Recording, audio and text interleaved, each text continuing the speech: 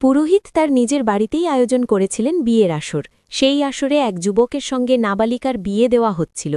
গোপন সূত্রে খবর পেয়ে শিলিগুড়ি মেট্রোপলিটন পুলিশের এনজিপি থানার পুলিশ অভিযান চালিয়ে সেই বিয়ে মণ্ডপ থেকে গ্রেপ্তার করল পুরোহিত ও ২১ বছরের হবু বরকে। বৃহস্পতিবার গভীর রাতে শিলিগুড়ি শহর সংলগ্ন অম্বিকানগরে পুরোহিত অমৃত গাঙ্গুলির বাড়িতে ১৬ বছরের নাবালিকার বিয়ের আসর করা হয়েছিল। হবু বর পীযূষ রায়ের বয়স মাত্র ২১ বছর। উপস্থিত ছিলেন নাবালিকা ও হবু বরের পরিবারের লোকজন।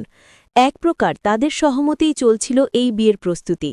যেহেতু মেয়েটি নাবালিকা, সেই কারণে পাড়াপড়শি ও প্রশাসনের অজান্তে মোটা টাকার বিনিময়ে এক প্রকার গোপনভাবেই পুরোহিত অমৃত গাঙ্গুলি বিয়ে সম্পন্ন করছিলেন বলে অভিযোগ।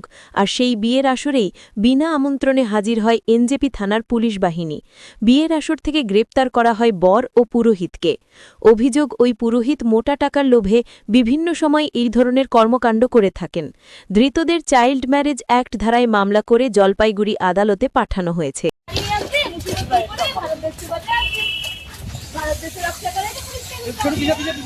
কতদিন ধরে করাচ্ছিলেন এই বাচ্চাদের মেরে বিয়ে? বাচ্চা তো একটাইবার করাইলাম খালি, আমি তো জানি না, পঞ্চায়েত বলল। এমনও তো অভিযোগ আছে আপনার বহু মেয়ে এরকম করিয়েছেন বিয়ে।